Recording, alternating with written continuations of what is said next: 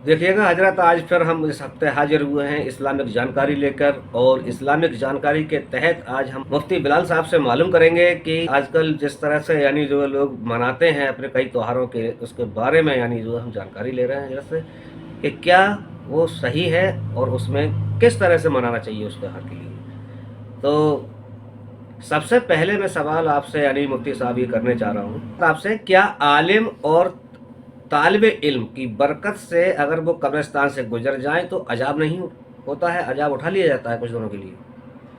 हाँ, इस तरह की चीज़ें हमारे यहाँ जो है बयान की जाती हैं कि कोई आलिम या तालिब इल्म किसी कब्रिस्तान से गुजर जाए तो वहाँ से अज़ाब कब्र को उठा दिया जाता है। ये रिवायत बिल्कुल मौजू है, मनगढ़ंत है। जी। इमाम सयूती रहमतुल्लाहि तआला अलैह फरमाते हैं, ला अस्ल लहू, इस रिवायत की कोई भी असल मौजूद नहीं है। इसी तरह से अल्लामा अली क़ारी रहमतुल्लाहि तआला अलैह अल मौज़ूआत सुग़रा और कुबरा के अंदर फरमाते हैं कि ये मौजू है।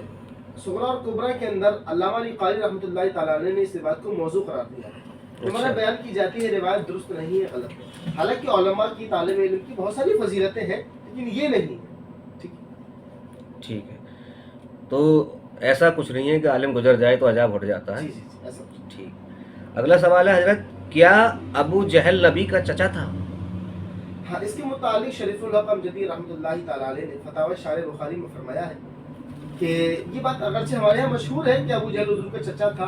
आप फरमाते हैं ये बात गलत है कि हुजूर का चचा अबू जहल था। ऐसा कुछ नहीं है, अबू जहल हुजूर का चचा नहीं था।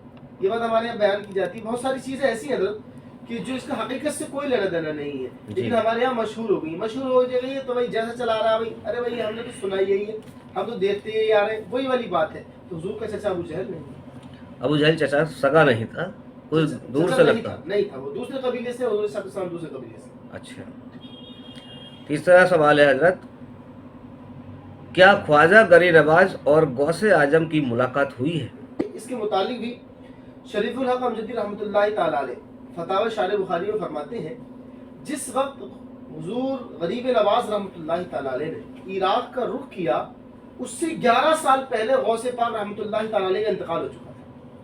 अब जरा सोचिए, जिस शख्सियत का इंतकाल 11 साल पहले हो चुका है, उनसे 11 साल के बाद ज़ाहिरी मुलाकात कैसे हो सकती है? कैसे हो सकती है? तो ये बात जो बयान करते हैं बिल्कुल गलत है, मनगढ़ंत है। ये भी मनगढ़ंत है। हुजूर गौसे पाक और हजरत ख्वाजा गरीब नवाज के मुलाकात के समय की वाक़या है ये, कि हजरत ख्वाजा साहब जब मिलने गए थे हुजूर गौसे पाक से, तो उन्होंने जो है कब्बाल के लिए चंदा किया था, कब्बाली सुनाने के लिए। तो इसमें क्या सच्चाई है? देखो, जब गौसे पाक रहमतुल्लाहि तआला अलैह से ख्वाजा गरीब नवाज रहमतुल्लाहि तआला अलैह की मुलाकात ही साबित नहीं, जब मुलाकात ही नहीं हुई तो फिर कब्बाल को जिंदा करना कहाँ से? ये चीज़ बिल्कुल गलत है, मनगढ़ंत है। 11 साल पहले गौसे पाक रहमतुल्लाहि तआला अलैह दुनिया से रहलत कर चुके हैं, इंतकाल कर चुके हैं, और फिर ये कहना कि आपसे मुलाकात हुई और कब्बाल को निकाला गया, ये बिल्कुल गलत, मनगढ़ंत और मौजूद बात है। मजदूर बात। ठीक है, ये मामला यानी हल हुआ। जी। ये जो भी रवायत करते हैं कब्बाल उठा और कब्र से उसने कब्बाली सुनाई, और जी, बिल्कुल गलत है। जब मुलाकात ही नहीं तो कब्बाली कैसे? जी। अगला सवाल है, क्या हजरत फातिमा रज़ियल्लाहु ताला अन्हा अपने बेटों का बदला क़यामत के दिन मांगेंगी? उनके आधे सर पर दुपट्टा होगा, आधे पर नहीं होगा? हाँ, देखो, इसके मुतालिक जो है पहली बात तो ये है कि सिर्फ बदला तलब करना, ये तो अल्लाह ही जाने कि क्या होगा क़यामत के दिन, बदला तलब करेंगी या नहीं करेंगी।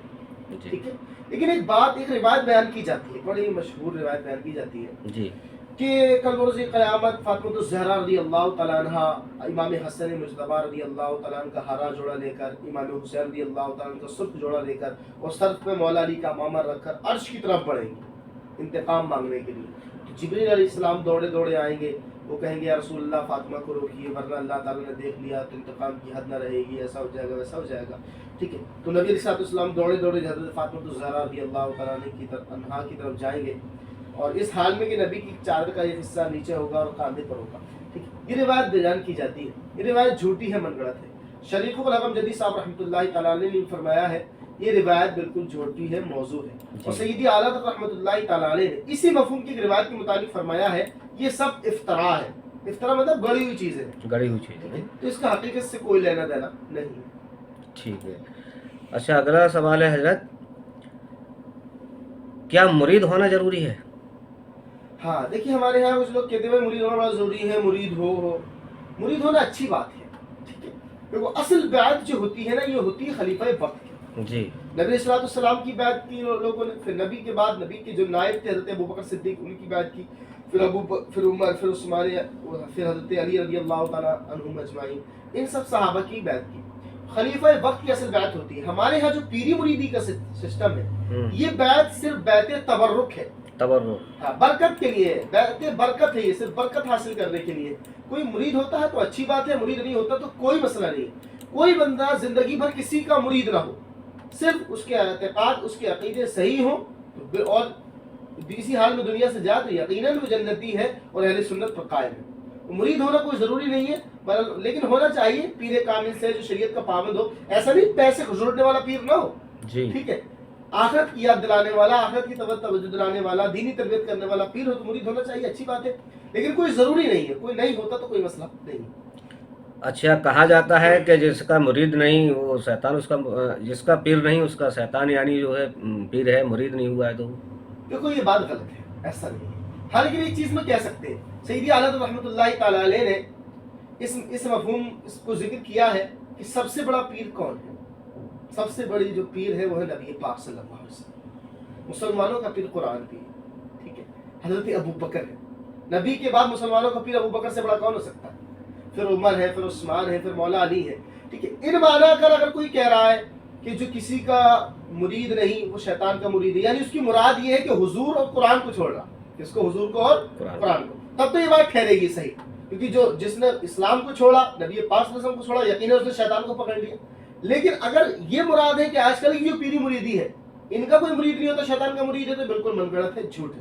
ایسا کچھ نہیں ہے. جس چیز کو شریعت نے لازم نہیں کیا ہم کیسے لازم کر سکتے ہیں جی بھائی. پیری مریدی کو جو ہمارے یہاں ہو رہی ہے تصوف والی, اچھا, اگر جیسے ہم پیری مرید کے بات چل رہی ہے تو پیر اگر کسی سے اگر مرید بھی ہونا ہے تو بندے کو کیسا مرید ہے, پیر کیسا پیر ڈھونڈنا چاہیے؟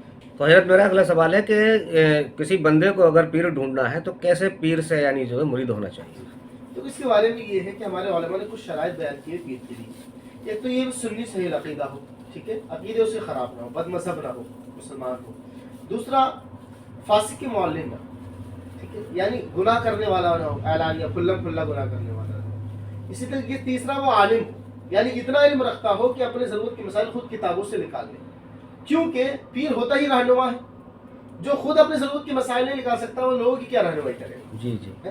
جس کو جائز ناجائز حلال اور حرام کا فرق نہیں ہوگا تو وہ تو یوں ہو جائے گا ہم تو ڈوبے صنم تمہیں بھی لے ڈوبیں گے, ٹھیک ہے. خود تو ڈوبے گا وہ پیر اور لاکھوں مریدوں ہزاروں مریدوں کو لے ڈوبے گا, ٹھیک ہے. تو اس کے لیے یہ ضروری ہے. پھر اس کے بعد میں اس کا سلسلہ نبی پاک صلی اللہ علیہ وسلم تک متصل بھی ہو. یہ ساری چیزیں ضروری ہیں.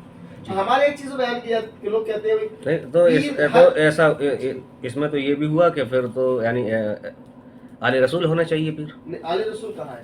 نہیں, بیعت ہونے کا سلسلہ, مرید ہونے کا. جیسے مثال دیتا ہوں, میں مرید ہوں سیدی و مرشدی امیر علیہ سنت کا, وہ مرید ہے ضیاء الدین مدنی رحمۃ اللہ تعالی علیہ کے, وہ مرید ہے اعلیٰ حضرت کے, وہ مرید ہے مہاراجا سے. یہ جو چین ہے, اچھا اچھا, یہ نبی پاک صلی اللہ علیہ وسلم تک متصل پہنچنی چاہیے. جی جی.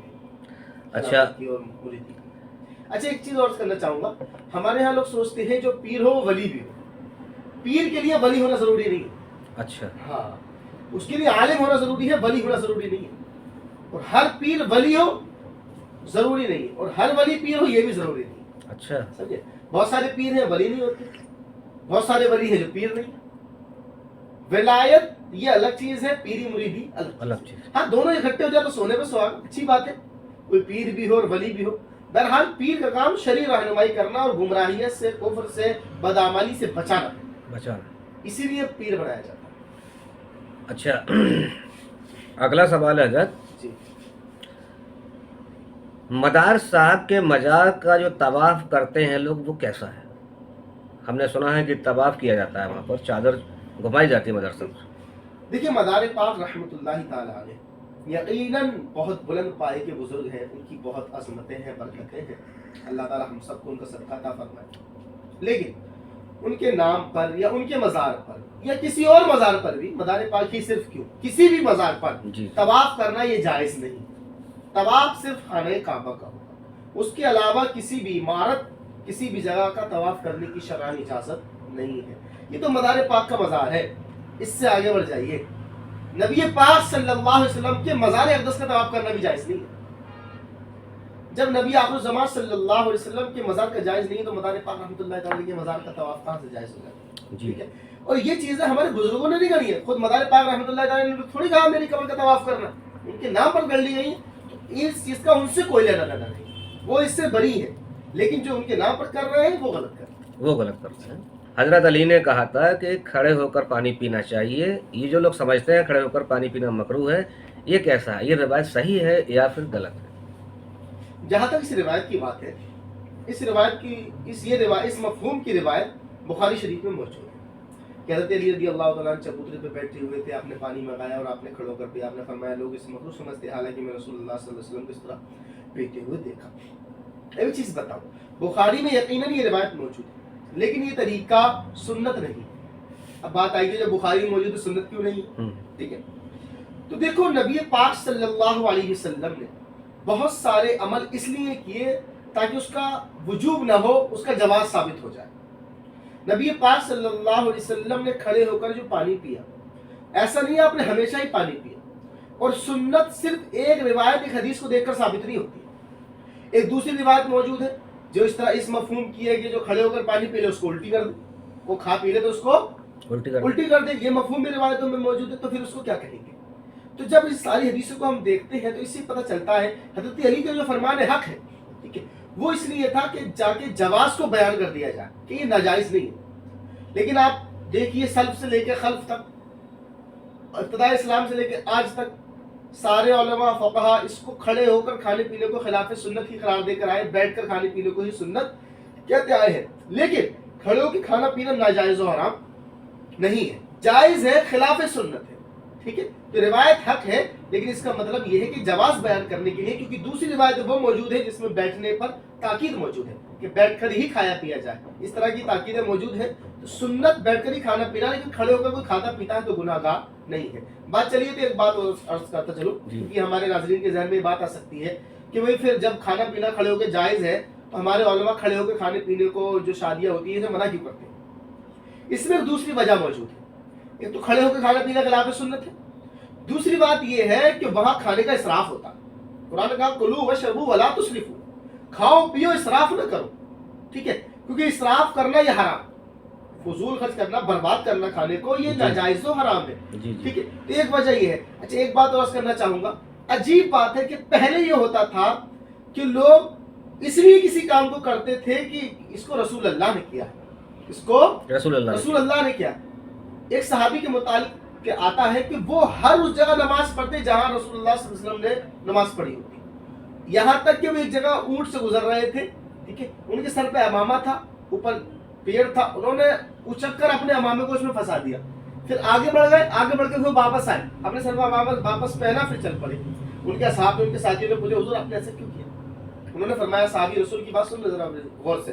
انہوں نے کہا کیونکہ میں رسول پاک صلی اللہ علیہ وسلم کو دیکھا جب یہاں سے گزرے تو آپ کا امامہ میں مبارک یہاں پر پھنس گیا تھا. ٹھیک ہے. تو میں نے جو ہے رسول اللہ صلی اللہ علیہ وسلم کی ادا کرنے کے لیے اپنے امامے کو پھنسایا، واپس پہن لیا. تو صحابہ تو وہ تھے جو اس لیے کرتے کہ رسول اللہ نے کیا، لیکن آج ہمارے یہاں یہ کیا ہے، اس لیے چھوڑتے کہ سنت ہے. لوگ کہتے ہیں بھائی واجب نہیں ہے، فرض واجب تھوڑی ہے، سنت ہی تو ہے. تو یہ طرز اپنانا غلط ہے. سنت میں عافیت ہے، سنت پر عمل کرنا چاہیے. لیکن اگر کوئی کھاتا ہے کھڑے اوپر تو یہ کھڑے ہو کر کھاتا پیتا تو ناجائز و حرام نہیں. اچھا حضرت آگے کنڈے آ رہے ہیں، تو کنڈے پر یعنی جو بتائیے کہ یہ مہینہ کنڈے کا ہی شروع ہونے جا رہا ہے. جی. تو کنڈے منانا کیسا ہے اور کس تاریخ میں کرنا چاہیے؟ دیکھو جہاں تک کنڈے کی بات ہے، یہ وہ نیاز و فاتح سال ثواب والی بات آ گئی. یہ تو امر مستحب ہے، چاہے کنڈے بنائے، پوڑی بنائے، حلوہ بنائے، کچھ بھی بنائے، کوئی بھی چیز ہے سال ثواب کرنا. اور جہاں تک بات ہے یہ حضرت امام جعفر صادق رضی اللہ تعالیٰ عنہ کی طرف منسوب آتا ہے. تو آپ کا وصال مبارک 15 رجب کو ہوا ہے. ہمارے یہاں کچھ لوگ کو دیکھتے ہیں 22 رجب کو لگاتے ہیں. 22 رجب کو حضرت امیر معاویہ رضی اللہ تعالیٰ عنہ کا یوم وصال ہے. اچھا ٹھیک ہے. لیکن حضرت امام جعفر صادق رضی اللہ تعالیٰ عنہ کا یوم وصال جو ہے وہ 15 رجب کو ہے. تو اگر فاتح کرائیں، ویسے تو اس کال کبھی بھی کرا سکتے ہیں، 1 تاریخ کو کرائیے، 10 کو کرائیے، 15 کو کرائیے، 20 کو کرائیے، 22 میں کرائیے، 24 میں، کبھی بھی زندگی میں کبھی بھی کرائیے. ٹھیک ہے. لیکن اگر ان کی دن کو یاد رکھ کر کرنا ہے تو پھر 15 تاریخ ہے، 15 رجب. جی 15 رجب. ٹھیک ہے. تو اس طرح سے کنڈے جو بنائے جاتے ہیں وہ صحیح ہیں. ہاں صحیح ہے، لیکن ضروری نہیں ہے. कुछ लोग इस तरह से करते हैं भाई नमाज पढ़े न पढ़े, रोजा रखे न रखे, ज़कात दे न दे, कूड़े जरूर होने चाहिए, ठीक है। कुछ भी हो, शराबी है, कबाबी है, कूड़े जरूर करेगा। कूड़े करना जायज है, कोई भी साल सवाब किया सकता है, लेकिन जरूरी नहीं। नमाज कूड़े जरूरी है। कूड़े ज्यादातर औरतों ने जो है जो शुरू किए हैं वो मिन्नत मान के किए हैं कि हमारी फला मुराद पूरी हो जाए और हम कूड़े भरेंगे, फिर वो कूड़े यानी जो है करना शुरू किया उन्होंने। तो ये इस तरह की मिन्नत तो फजूल है। देखो मिन्नत शरई क्या होती है, जिस तरह की मिसल शरीयत में मौजूद है, ठीक है, उसको पूरा करना वाजिब होता है। जैसे मिसाल के तौर पर कूड़े भरेंगे, ये क्या किस कहाँ से आई? जैसे मिसाल के तौर पर किसी ने नजर मानी, अगर मेरा काम हो गया तो मैं 1000 रकात नमाज पढ़ूंगा, ठीक है, या 10 रकात नमाज पढ़ूंगा। अब उसका काम हो गया तो उस पर ये करना वाजिब हो जाएगा। किसी ने कहा कि मैं उम्रा करूंगा, मेरा काम हो गया, तो वैसे तो उम्रा करना सुन्नत है, लेकिन अगर वो नजर मान ले उसका काम हो जाए तो उम्रा करना वाजिब हो जाएगा। किसी ने कहा कि मेरा एक काम हो गया तो 1000 रुपये सदका करूंगा, तो उस पर 1000 रुपये सदका करना वाजिब हो जाएगा। किसी ने कहा गरीबों को खाना खिलाऊंगा, तो ये भी सदके की मिसल कुरान में मौजूद है, हदीस कुरान में इस्लाम में पहले से मौजूद है, तो वो वाजिब हो जाएगा, ठीक है। तो अगर खिलाने की या सदका करने की नियत मन्नत मांगी तो ये वाजिब हो जाएगी। लेकिन बाकी फजूल जैसे मज़ारात पर चादर चढ़ाने की मन्नत मान लेते हैं इस तरह की, तो इसका कोई हकीकत नहीं। कोई अगर करता है, इसको पूरा करता है तो कोई मसला भी नहीं है, लेकिन ये जरूरी नहीं है। जरूरी नहीं है, ठीक है हजरत। अच्छा, अगला सवाल है कि ईद की नमाज से पहले कुर्बानी करना कैसा है, कर सकते हैं या नहीं? हाँ देखो, इसके बारे में ये है कि शहर के अंदर पहले दिन की बात, क्योंकि ईद की नमाज पहले दिन ही होती है, ईद कुर्बानी की तो वैसे 3 दिन होते हैं जी। तो शहर के अंदर नमाज ईद से पहले कुर्बानी की इजाजत नहीं है। अगर कोई करेगा तो उसको दोबारा कुर्बानी करनी, ठीक है। लेकिन जहां तक देहात का मामला, क्योंकि देहात में नमाज ईद ही वाजिब नहीं है, जुमा और ईदैन ही वाजिब नहीं है, तो वहां पर तुलुए फजर के बाद, तुलुए सुबह सादिक के बाद, तुलुए फजर के बाद कुर्बानी की जा सकती है, लेकिन शहर में ऐसा नहीं किया जा सकता। अच्छा, जैसे कोई देहाती है, अब वो नमाज पढ़ने ईद की गया है, उससे पहले कुर्बानी करके जा सकता है? हाँ, देहात में कर सकता है, देहात में कर सकता है, ठीक है। अच्छा, अगला सवाल है कि कुर्बानी किस पर वाजिब है? हाँ, ये चीज देखिए, जिसके पास 52.5 तोला चांदी की कीमत का जो मालिक हो, यानी ऐसे मान लीजिए, एक एग्जांपल ले लेते हैं हम, अगर आज की कीमत चांदी की 600 रुपये तोला है, ठीक है, तो जरा हिसाब लगा लेते हैं थोड़ा सा, तकरीबन 31,500 रुपये, 32,000 35,000 मान लीजिए, चलिए। अगर 35,000 की वो तकरीबन मालियत का मालिक है, वो तो जिस टाइम भी आप कुर्बानी के दिन आएंगे, वो 3 दिन जो होंगे, उस टाइम 52.5 तोला चांदी की जो कीमत बैठती है, अगर उसका कोई बंदा मालिक है, औरत हो, आदमी हो, बूढ़ा हो, माँ बाप हो, कोई भी हो, बालिग है अगर, ठीक है, तो उस शख्स पर कुर्बानी करना वाजिब है। अब मान लीजिए बस औकात क्या होता है, कुर्बानी तो वाजिब होती है सर, औरतों को सोना चांदी मौजूद है, लेकिन पैसे नहीं है फिलहाल, तो क्या कर्जा लेकर? जी हाँ, कर्जा लेकर भी कुर्बानी करनी पड़ेगी। अच्छा, अगर उस पर वाजिब है, उस वक्त पैसे नहीं है उसके पास, लेकिन तब भी कुर्बानी करनी ही पड़ेगी, उसको करनी ही पड़ेगी है। कुर्बानी का जो जानवर है वो दता हुआ ही होना चाहिए, ये भी रिवायत है, रिवाज चल रहा है। बहुत मशहूर है कि दोता हुआ होना चाहिए। देखो, दोते हुए से कोई लेना देना नहीं, असले उम्र, बकरा बकरी, इसकी उम्र कम से कम 1 साल होनी चाहिए, 1 साल से 1 दिन में कम होगा तो नहीं चलेगा। भैंस हुई है, ठीक है, भैंस कटरा वगैरह, तो इनकी उम्र 2 साल होनी चाहिए पूरी। ऊंट वगैरह की उम्र 5 साल होनी चाहिए। अलबत्ता भेड़, दुम्बा कह लीजिए, दुम्बे के मामले में ये कि अगर वो 6 महीने का है और देखने में 1 साल का लगता है, भारी भरकम है, 1 साल के बराबर है, तो उसकी की जा सकती है। इसके अलावा किसी जानवर में रुख्सत नहीं है। तो दोता हुआ हो या ना हो, 1 साल का होना चाहिए, और बड़ा जानवर 2 साल का होना चाहिए। ऊंट 5 साल का होना चाहिए। ऊंट 5 साल का, जी। बकरा 1 साल का होना चाहिए जी। अच्छा, क्या सबकी तरफ से एक ही जानवर की कुर्बानी हो जाएगी? हाँ, ये भी हमारे यहाँ देखा जाता है कि भाई सबकी तरफ से एक कुर्बानी करो, तो ऐसा नहीं है। अगर सबकी तरफ से एक करी तो किसी की तरफ से नहीं होगी। अच्छा, हाँ, वो ऐसे ही सिर्फ जानवर हलाल हो जाएगा, खाइए जनाब उसको, ठीक है। किसी एक की तरफ से करना जरूरी होगी, ठीक है, जिसकी तरफ से भी करे उसकी तरफ से होगी। बल्कि घर में जिस पर कुर्बानी वाजिब है, उसकी तरफ से करना वाजिब होगी। घर में 10 कुर्बानियाँ भी वाजिब होती हैं, 9 कुर्बानियाँ भी वाजिब होती हैं, 8 कुर्बानियाँ भी वाजिब होती हैं, ठीक है। अल्लाह के फजल से, मैं अल्लाह के तहदीस नबत के लिए बता रहा हूँ, मेरे खुद के घर में तकरीबन 8-9 कुर्बानियाँ वाजिब है। पिछली ईद अभी जो गुजरी है तकरीबन 9 हिस्से हुए उसके अंदर, ठीक है। तो घरों के अंदर औरतों के पास जेवर होते हैं, अलग अलग बेटों के पास मालियत होती है, बालिग बेटियों के पास जेवर होते हैं, तो जिन जिन के पास भी मालियत है उन सब पर कुर्बानी वाजिब होती है। अच्छा, जैसे 2 मियाँ बीवी हैं और उनके पास बीवी पर भी है अपना सोना चांदी, और उसके शौहर पर भी है, हाँ। तो वो दोनों ही लोग कुर्बानी करेंगे जी, अपने दोनों को अपने ही करनी पड़ेगी, दोनों पर वाजिब। दोनों पर वाजिब जी। हो जाएगी। ठीक है। अगला सवाल है हजरत कि तकदीर क्या है? क्या अल्लाह तकदीर में जो लिख देता है उससे बंदा मजबूर हो जाता है? देखो, मसला तकदीर के मुतालिक चलिए कुछ चीज़ें अर्ज कर देता हूँ। जी तकदीर ये नहीं है कि अल्लाह ने कुछ हमारे लिए लिख दिया तो हमें मजबूर कर दिया करने को। पहले तकदीर को एक आम फहम अल्फाज में समझाता हूँ। जी। ऐसे मिसाल की दी जा सकती है, लेकिन समझाने की मिसाल दे रहा हूँ। हम्म, मिसाल के तौर पर हम लोग यहाँ बैठे हैं, मैं यहाँ से जाऊंगा अभी, आपके पास कोई ऐसा जरिया हो कि आप जान लो कि भाई ये बिलाल वहाँ वहाँ वहाँ वहाँ जाएगा, ठीक है, और आप उसको लिख दें और ये करेगा। अब मैं जाके वो करूँ, क्या आपके लिखने ने मुझे मजबूर कर दिया कि मैं ये करूँ? मजबूर कर दिया आपके लिखने ने? नहीं करा ना, ठीक है। तो अल्लाह ताला ने अपने इल्म से, अपनी कुदरत से हर बंदे के बारे में पहले ही जान लिया कि जिंदगी में जाकर क्या क्या करेगा, ठीक है। अब उसको लिख दिया। तो ऐसा नहीं है कि अल्लाह ने लिख दिया तो मजबूर हो गया, बल्कि जैसा वो करने वाला था वैसे ही अल्लाह ने लिख दिया। हाँ, लेकिन एक बात है, अल्लाह को इसमें इख्तियार है। इन्नल्लाह अला कुल्लि शैइन कदीर। अल्लाह तो इसमें इख्तियार है कि इसमें चाहे रद्द बदल कर सकता है, तब्दीली कर सकता है। अल्लाह कायनात का मालिक है, वो हर जर्रे के ऊपर इख्तियार रखता है, वो किसी चीज को भी कैसे भी कर सकता है। तो हमारा अकीदा नजरिया ये है कि बंदा ना तो बिल्कुल मजबूर है कि अल्लाह ने उसे मजबूर कर दिया, और ना बिल्कुल मुख्तार है कि जो चाहे करे, ऐसा नहीं, बल्कि एक दरमियानी राह है। अल्लाह ने उसे इख्तियार भी दिया है, और अल्लाह ताला का जो इख्तियार है उससे अल्लाह ने उसे काबू भी रखा है। एक मिसाल देता हूँ, हमारे सामने दो चीजें हैं, शराब है, दूध है।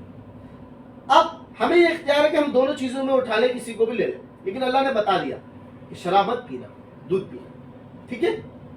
अब हमें इख्तियार दिया तो हमें आजमाने के लिए कुरान निकाल लिया, बुलुवकुम अय्युकुम अहसनु अमला, ताकि हम तुम्हें आजमाएं कि तुम में से कौन अच्छे अमल करता है, ठीक है। तो हम मजबूर नहीं है और ना बिल्कुल इख्तियार है कि जो चाहे करे, अल्लाह की हम पे कोई मर्जी नहीं चलेगी, ठीक है। तो तकदीर यही है, तकदीर किसी अल्लाह के लिखने ने मजबूर नहीं किया है, और न बंदा बिल्कुल मुख्तार कुल है, बल्कि दरमियानी राह है कि अल्लाह की इजाजत से बंदा करता है, लेकिन ऐसा भी नहीं है कि अल्लाह ने उसे मजबूर कर दिया, ठीक। अगला सवाल है हजरत, हमारे नबी गैबदा हैं या नहीं?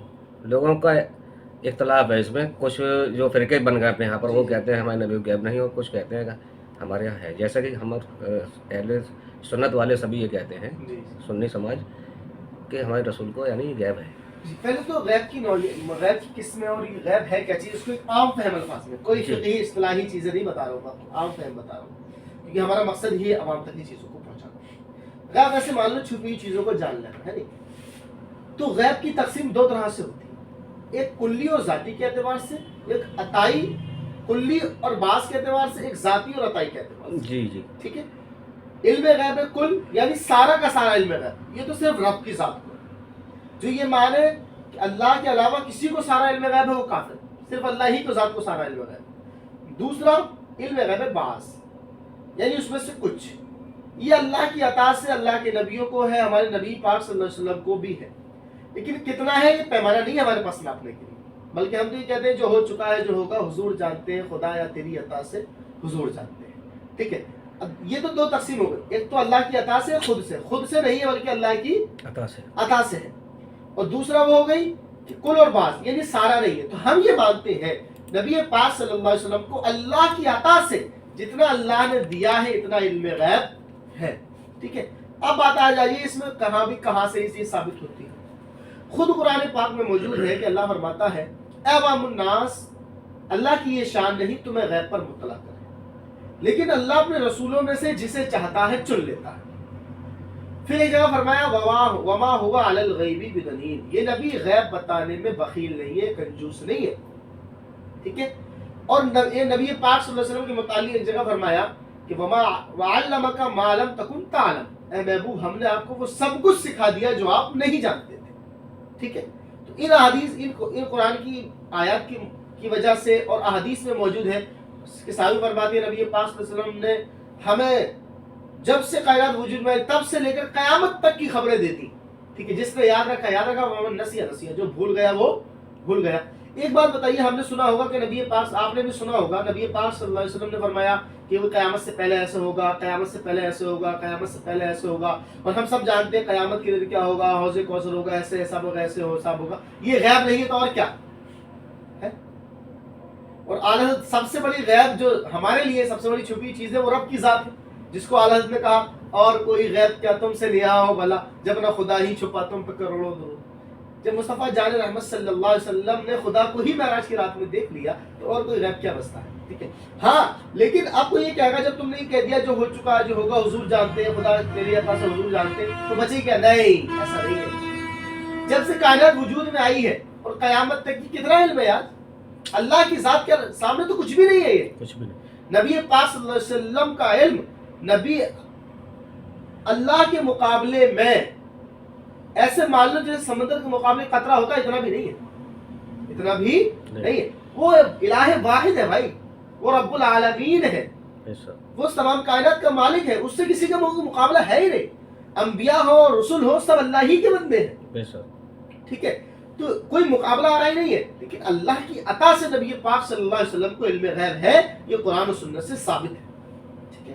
اچھا، ان کے کئی اعتراض ہیں، جیسے کہ ہم حضرت عائشہ کا حرف ہو گیا تب نبی نے بتایا، کوئی دروازے پایا تب انہوں نے بتایا، تو اس پر آپ کس طرح سے دلیل دیں گے؟ دیکھیے، پہلی بات تو یہ ہے، اس کے دو جواب دیتا ہوں آپ کو.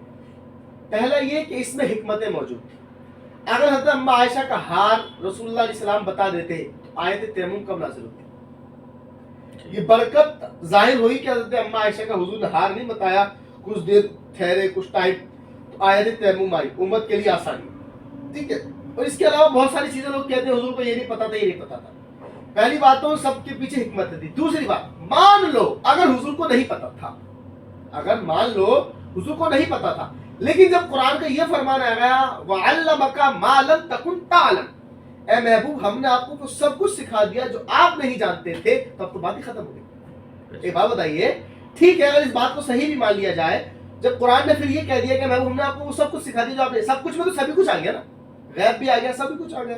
ٹھیک ہے، تو یہ بات تو کلوز ہو جاتی ہے، اعتراض کرنا فضول ہے. ٹھیک ہے. اگلا سوال ہے حضرت، ہمارے نبی کو جو معراج ہوئی وہ خواب میں ہوئی یا پھر جسمانی؟ ہاں، اس کے متعلق بھی کچھ لوگ پروپیگنڈا کرتے ہیں کہ مانا حضور صلی اللہ علیہ وسلم کو جسمانی معراج نہیں ہوئی، صرف جو ہے روحانی اور خواب میں معراج ہوئی. تو پہلی بات تو یہ ہے، اگر نبی پاک صلی اللہ علیہ وسلم کو جسمانی معراج نہیں ہوئی ہوتی، ٹھیک ہے، تو جو اس کو فتنہ کہا ہے، فتنہ مطلب آزمائش، جو کفار مکہ آزمائش میں پڑ گئے، انہوں نے بوال کھڑا کرا، وہ کس لیے کرا؟ ایک بات بتائیے زاہد بھائی، اگر میں کہنے لگوں میں نے خواب میں دیکھا، میں مدینے میں تھا، میں مکہ گیا اور میں بیت المقدس بھی گیا، میں فلسطین بھی گیا، میں غزہ بھی گیا جہاں پہ مظلوم پہ ظلم ہو رہا ہے، ٹھیک ہے، تو آپ کو یہ اعتراض کریں گے کیا؟ نہیں کریں گے. کوئی اعتراض نہیں. ہاں، اب دوسری بات میں بولوں، رات کو تو آپ سے مل کے جاؤں، صبح کو آپ کو بولوں میں رات جو ہے فلسطین بھی گیا تھا، غزہ بھی گیا تھا، اور سعودی عربیہ بھی گیا تھا، دنیا کے سارے ملکوں میں گھوم کے آیا. میں تو بلیک ہول بھی دیکھ کے آیا، اور جی جہاں سیٹلائٹ ہے وہاں بھی گھوم کے آیا، اور میں خود گیا، میں نے ان چیزوں کو چھوا، میں وہاں پر ان سے ملا، وہاں پر اس سے ملا، بائیڈن سے ملا، اور جی وہاں کے راشٹرپتی سے ملا، یہاں کے راشٹرپتی سے ملا. تو کیا آپ میری بات پہ یقین کریں گے؟ نہیں کریں گے نا، اعتراض کریں گے. آپ مجھے پاگل کہیں گے، آپ مجھے ساحر کہیں گے، آپ فتنہ کھڑا کریں گے. تو نبی پاک صلی اللہ علیہ وسلم نے جب صبح کو یہ دعویٰ کیا کہ میں نے معراج کو گیا تھا، تو کفار نے بوال کھڑا کیا. کفار نے کہا محمد دیکھو کتنا بڑا جھوٹ بول رہے ہیں. ٹھیک ہے، تو ان کا یہ کہنا، بوال کھڑا کرنا، اس بات کی دلیل ہے کہ نبی پاک صلی اللہ علیہ وسلم نے کوئی خواب کا دعویٰ نہیں کیا تھا، حقیقت کا دعویٰ کیا تھا. اگر خواب کا دعویٰ کرتے تو رسول پاک صلی اللہ علیہ وسلم پر کوئی اعتراض ہی نہیں بنتا تھا. ٹھیک ہے، پھر انہوں نے ان کا پوچھنا کہ بتاؤ بیت المقدس کیسا ہے، اس کے دروازے کہاں، اس کے ستون کیسے ہیں، جو نبی پاک صلی اللہ علیہ وسلم کو اللہ نے بیت المقدس آپ کے آگے کر دیا، آپ نے سارے معاملات کو بتایا. تو اس بات کی دلیل ہے. دوسرا عقیدہ معراج کے متعلق ایک چیز سن لیجئے کہ یہ عقیدہ رکھنا کہ نبی پاک صلی اللہ علیہ وسلم مسجد حرام سے مسجد اقصی تک گئے، یہ بالکل قطعی ایمان کا حصہ ہے. جو اس کو نہیں مانے گا مسجد حرام سے مسجد اقصی تک، وہ ایمان سے چلا جائے گا، کافر ہو جائے گا. کیوں؟ قرآن پاک نے کہا ہے سبحان الذی اسری بعبدہ لیلا من المسجد الحرام الى المسجد الاقصی الذی بارکنا حولہ. پاک ہے وہ ذات جو لے گئی اپنے بندے کو راتوں رات. کیا کہا؟ پاک ہے. سبحان الذی اسرا بعبدہ لیلا من المسجد الحرام. پاک ہے وہ ذات جو لے گئی اپنے بندے کو راتوں رات مسجد حرام سے مسجد اقصی تک. لے گئی اپنے بندے کو تو جسم کے ساتھ ہی تو گئے نہ گئے. ٹھیک ہے. تو مسجد حرام سے مسجد اقصی تک کا انکار کرنا یہ کفر ہے, اور مسجد اقصی سے آسمان تک انکار کرنا یہ گمراہیت ہے. اس سے اوپر کا انکار کرنا یہ کجی ہے, دل میں بندے کے کجی ہے. تو ہمارا عقیدہ یہ ہے کہ یہ فرضیات میں سے ہے, وہ ضروریات اہل سنت میں سے, اس سے اوپر کا انکار کرتا ہے تو اس کے دل میں کجی ہے. بہرحال نبی پاک صلی اللہ علیہ وسلم کو جو معراج ہوئی ہے وہ جسمانی ہوئی ہے, روحانی نہیں ہے. باقی روحانی کا معاملہ تو شاید 27 مرتبہ یا اس سے بھی زیادہ اس طرح کی مفہوم کی روایتیں موجود ہیں جس میں آپ کو خواب میں معراج ہوئی. یہ جسمانی معراج ہے کہ جس کا ذکر قرآن میں موجود ہے. جی. جیسے رجب کا مہینے چل رہا ہے, 27 رجب آ بھی رہی ہے, معراج کا معراج واقعہ اکثر کے نزدیک 27 رجب کو پیش آیا. تو اللہ تعالیٰ کو ہمارے نبی نے انہی آنکھوں سے دیکھا ہے. جی بالکل, سر کی آنکھوں سے دیکھا, سر کی آنکھوں سے. فتح اللہ کے مقام میں جا کر دیکھا. مقام قوسین یا ادنی, 2 گز یا اس سے بھی کم کا فاصلہ. اچھا, جو جنت میں اور دوزخ میں یعنی دونوں میں جب آپ نے دیکھا جا کر جی تو عورتیں زیادہ نظر آئی تھیں جہنم میں, تو یہ خواب میں تھا یا پھر معراج کی رات میں کیا بیان ہے؟ دیکھو, معراج میں جو کچھ بھی ہوا ہے وہ سب جسمانی ہے. ٹھیک ہے, جو کچھ بھی معراج میں آپ سدرا پر گئے, آپ آدم علیہ السلام سے ملے, عیسیٰ علیہ السلام سے ملے, موسیٰ علیہ السلام سے ملے, جس سے بھی ملے آپ وہ سب جسمانی ہے. ٹھیک ہے, جسمانی. ٹھیک ہے. اچھا, ایک سوال ہو رہا ہے کہ حضرت نبی کریم صلی اللہ علیہ وسلم کے زمانے میں کچھ ایک قبیلے کے لوگ آئے اور وہ بیمار تھے, وبا پھیل گئی تھی ان کے یہاں, تو وہ کہنے لگے کہ حضرت ہمیں اپنے یہاں رکنے کی آپ جو ہے اجازت دے دیں. تو ہمارے نبی نے انہیں جو ہے اونٹوں میں جہاں اونٹ بنتے تھے وہاں رکنے کے لیے کہا ان کا دودھ پیو اور پیشاب بھی پیو. تو یہ کہاں تک صحیح ہے روایتی؟ ہاں دیکھو, اس کی 2 باتیں. ایک چیز تو یہ کہ اس پر بہت سارے لوگ بہت پروپیگنڈا کرتے ہیں کہ دیکھو اسلام کے اندر اونٹ کے پیشاب کو پینے کو جائز کہا گیا, ان کے نبی نے کہا. تو ایک بات تو یہ کہ نبی پاک صلی اللہ علیہ وسلم کے پاس جب وہ لوگ آئے, ٹھیک ہے, تو نبی پاک صلی اللہ علیہ وسلم صاحب شرع تھے, ان کو شریعت میں اختیار تھا, وہ کسی کے لیے کوئی چیز چاہے جائز کر دیں, کسی کے لیے ناجائز کر دیں. جیسے سونے کی چیزیں استعمال کرنا آدمی کے لیے جائز نہیں ہے, لیکن ایک صحابی رسول کے لیے اللہ کے رسول نے اس کو جائز کر دیا. ریشم استعمال کرنا مرد کے لیے جائز نہیں ہے, لیکن ایک صحابی کے رسول کے لیے, ایک صحابی کے لیے رسول اللہ علیہ السلام نے جائز کر دیا. یوں ہی نبی علیہ السلام صاحب شرع تھے, اور نبی جانتے تھے غیب سے کہ کس کے لیے کون سی دوا, کون سی چیز اس کے مرض میں کام آئے. تو ان کے لیے آپ نے وہ اونٹ کا پیشاب اور دودھ کو تجویز فرمایا. ٹھیک ہے. دوسری بات, نبی پاک صلی اللہ علیہ وسلم اللہ کی ہمارا حسن ظن ہے, اللہ کی عطا سے یہ بھی جانتے تھے کہ یہ جو لوگ ہیں اسلام سے پھر جائیں گے, اسلام سے پھر جائیں گے. اس لیے نبی علیہ السلام نے ان کو اونٹ اور پیشاب پینے کا حکم دے دیا, اس سے شفا یاب ہوئے, اور وہ جیسا کہ تاریخ میں ملتا ہے وہ مرتد ہو کر سب کے سب اونٹ لے کر بھاگ گئے چوری کر کے. ٹھیک ہے. تو بہرحال اب یہ جائز نہیں ہے, کوئی اونٹ کا, گائے کا, کسی چیز کا پیشاب پیے, اس کی اجازت نہیں. یہ اسلام میں بالکل منع ہے پیشاب پینا. ٹھیک ہے حضرت. ایک اگلا سوال ہو رہا ہے حضرت, کیا کسی کی کئی بیویاں ہیں, جی صحیح ہے, تو وہ سب سے یعنی صحبت کر کے ایک غسل کر سکتا ہے؟ ہاں, چاہے ایک بیوی ہو یا 4 بیویاں ہوں, ٹھیک ہے, چاہے 2 بیویاں ہوں. اگر کسی نے ہم بستری کی, اس کے بعد دوبارہ کی, تیبارہ کی, چاہے کتنی بار بھی ناپاک ہوا, اس سے ایک غسل کر سکتا ہے, اس میں کوئی مسئلہ نہیں. کوئی مسئلہ مان لیجیے ایک ہی بیوی ہے, اس سے ہم بستری کی, پھر کچھ دیر کے بعد, 1 گھنٹے بعد, 2 گھنٹے بعد پھر اس سے ہم بستری کی, تب بھی ایک ہی غسل سے کم چل جائے گا, کوئی مسئلہ نہیں, اس میں کوئی مسئلہ نہیں. ٹھیک ہے. نبی کریم صلی اللہ تعالی علیہ وسلم کی حیات زندگی کے بارے میں کچھ بتائیے, جو ہمارے درشک ہیں, ہمارے ناظرین ہیں, ان کے لیے پتہ ہونا چاہیے کہ ہمارے نبی صلی اللہ علیہ وسلم کی شان کے بارے میں بتائیے. جیسے دیوبندیوں نے جو پروپیگنڈا پھیلا رکھا ہے, اس میں کچھ بتا دیجیے ذرا. جیسے ابھی علم غیب کی ہی بات چل رہی تھی, ٹھیک ہے, ہمارا یہ عقیدہ ہے کہ نبی علیہ السلام کو اللہ کی عطا سے علم غیب ہے. ٹھیک ہے, یہ کتنا ہی دینے والا جانے اور لینے والا جانے. ٹھیک ہے. اب اسی کے متعلق ان کے پیشوا ہے اشرف علی تھانوی. جی. ان سے سوال ہوا کہ نبی کو علم غیب ہے یا نہیں. کتاب حفظ الایمان یہ دکھائی جا سکتی ہے, اگر آپ کمنٹ میں کوئی پوچھے گا تو ہم آپ اپنے یوٹیوب چینل پر بھی اس کو ڈال سکتے ہیں. ٹھیک ہے, کہ حفظ الایمان کے اندر سوال ہوا تو اشرف علی تھانوی کہتے ہیں کہ یہاں بعض علم غیب مراد ہے یا کل علم غیب. تو کل علم غیب تو کسی کو ہے ہی نہیں. اب آگے الفاظ دیکھنا, کہتے ہیں اگر بعض علوم غیبیہ مراد ہے تو اس میں حضور ہی کی کیا تخصیص؟ ایسا علم غیب تو جانوروں، پاگلوں، درندوں، زید، عمر، بکر سب کے لیے حاصل۔